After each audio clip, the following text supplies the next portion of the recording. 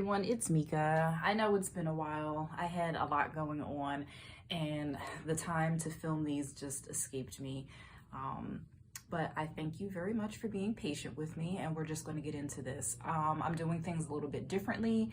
I'm breaking the weeklies up into 2 separate videos. So this first video is actually going to go do Libra through Pisces, but I'm doing it in reverse order. So I'm actually going to start with Pisces today.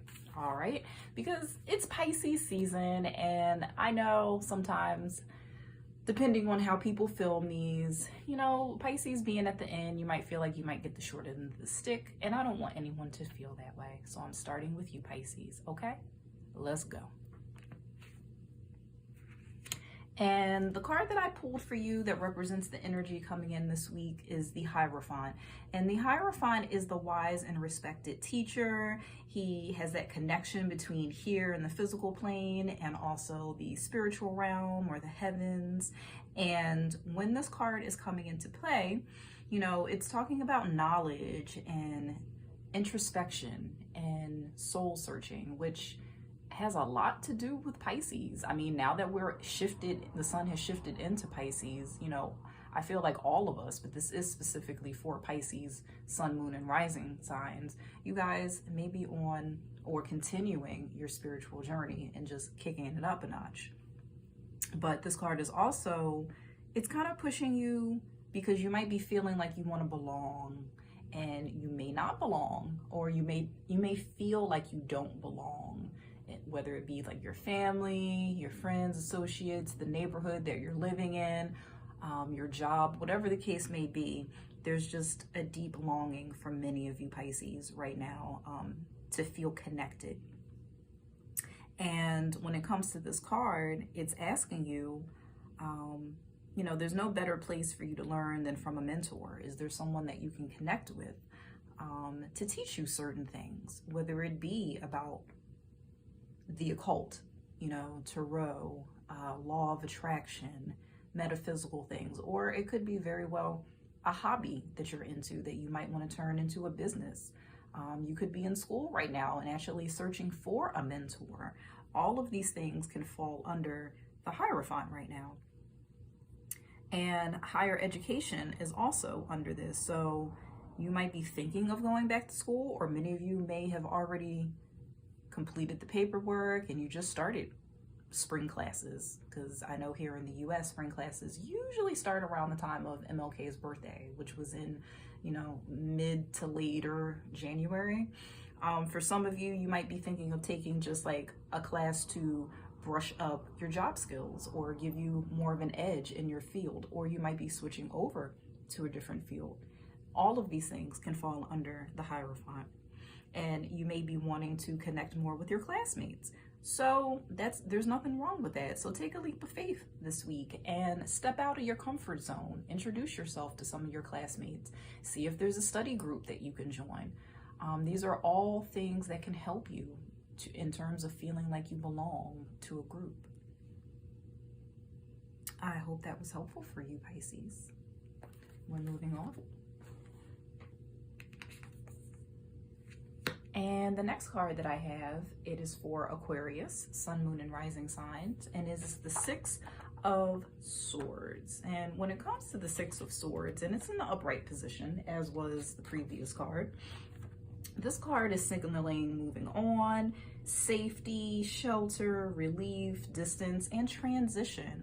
So you may be coming out of a very difficult time. I know that one of the last readings that I did for you guys, especially the full moon reading that I did, I believe it was Aquarius, where I was, you know, talking about how spirit really was pushing you for new beginnings and breaking away from stuff, people, places, situations that weren't serving your highest good anymore.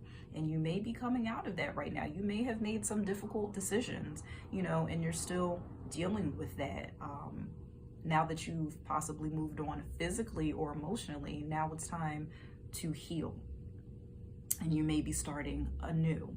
So when it comes to this, are you feeling sad, vulnerable, maybe a failure, exhaustion, all of the above? You know, when new opportunities come into our lives, and we take a leap of faith, it can be scary. You know, it may bring all types of blessings our way, but it can also be very scary in the beginning. So this card is definitely reflecting that for many of you Aquarians right now. But you know, let the emotions come up, feel them when you feel them, and just deal with them. You know, you don't have to wallow in self-pity or any of that, but if you're feeling a certain way, let yourself feel it, and eventually, hopefully, the feelings will change and they will go away over time. But sometimes you just can't force yourself to feel better. You can do things to help yourself feel better, listening to music, going for a walk, watching a funny TV show or movie, hanging around friends, doing something like journaling or sketching, coloring, painting. These are all outlets that can help you to feel better while you're going through this new journey. All right, but it's important, and this card is telling you to just let go of the past. You know, if you've made your decision, stick to it. It's not necessarily an easy decision, but let go of what's not serving you anymore, because obviously you made your choice for a reason. So stand firm with it, okay? All right, Aquarians. I hope you have an amazing week. Moving on.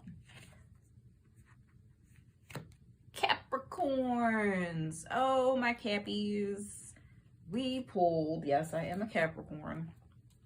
For this week, we actually pulled the 10 of Cups, which is the card representing family, home, fulfillment, emotional security, and fulfilling relationships. This is a great card to pull, and I feel for many of us, it has been a long time coming. This card represents deep, loyal, harmonious feelings and energy in the family atmosphere. There's so much beauty and magic going on this week for Capricorn, Sun, Moon, and Rising. You feel truly like you truly belong somewhere, feeling loved and loving in return. And, you know, for whomever you're feeling these connections with, you know, just enjoy the moment and let people who you love know that, let people that you love know how you feel. Absolutely. And just cherish these bonds that you have. Identify the relationships and realize that they are making you feel safe, you know, and that's a wonderful thing, because not everybody is blessed with that. And you may have gone through a lot of trials and tribulations to get to this point. So Capricorn, allow yourself to feel the joy, and, you know, don't self-sabotage. Do something special for your loved ones. Cook them a meal. Take them on a trip. Doesn't have to be anything fancy. It could legit be a trip to the movies or outside. Go to a park if it's nice enough outside. If it's not, hang tight. Stay inside somewhere. Go to a museum. Do something together and have fun. All right, Cappy, this is your message for this week, and over and out. This next card is going to be for Sagittarians, and it is the Page of Wands. And I gotta say that this card has come up quite often over the past few weeks, and that's not a bad thing. Absolutely, it's not, because this card is talking about, again, enthusiasm, energy, new adventures, and being an explorer, and that is definitely the energy of Sagittarius. Sagittarians like to keep on the move. They like to keep going. They like to go on adventures and vacations and just see as much of the world and learn about the world and people and places and things as much as possible. You know, everything has potential. It can be exciting. It can lead to new opportunities. And the road is really beckoning you. And if you can't physically go anywhere right now, Sagittarius, the internet is a treasure trove.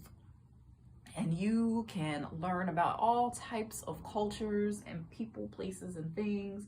I love YouTube because I love walking tours. And when we were going through the lockdown and everything, and everybody was staying at home most of the time, walking tours were a blessing that I never knew existed. I love walking tours. Japan is a place that I've always wanted to visit. I watched tours of that.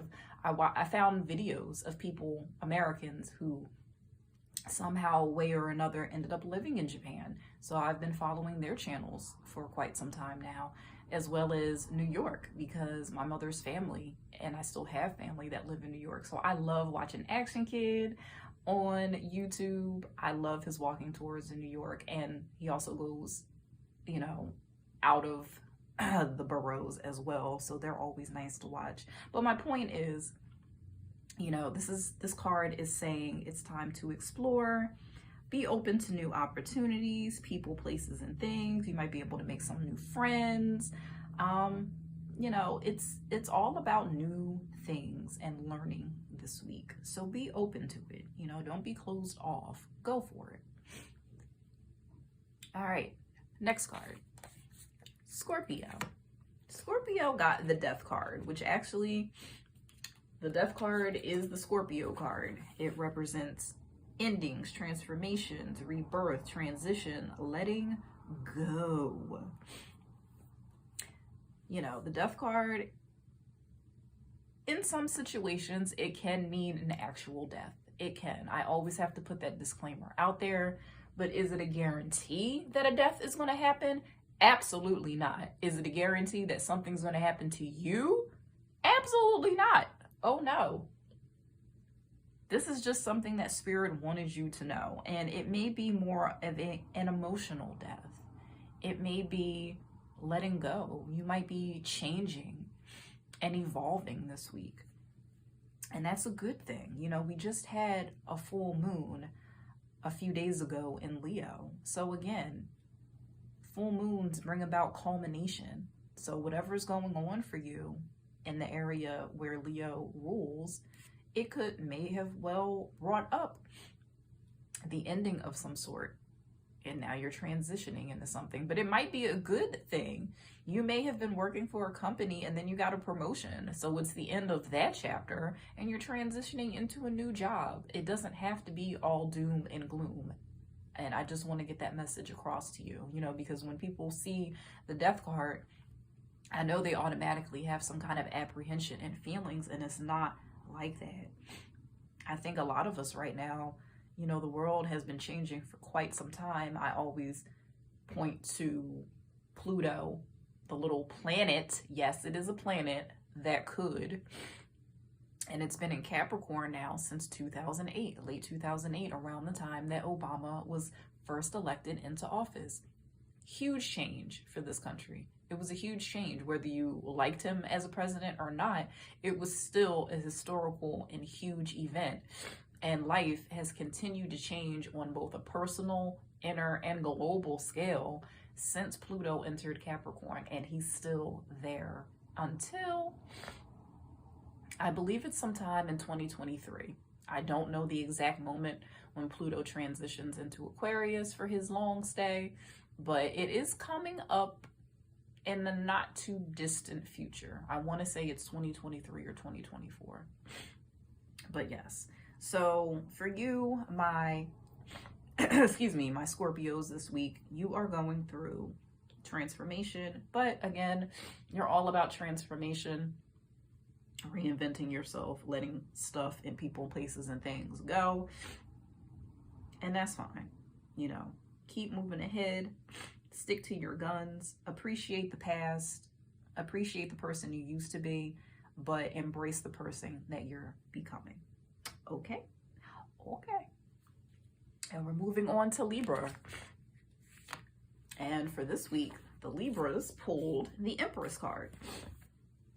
And the Empress card is talking about creativity, abundance. It does represent the feminine energy and fertility, but again, whether you're male, female, however you identify, that's okay. You know, just take the positive attributes of this card and its message. Don't get hung up on male, female. We don't need to.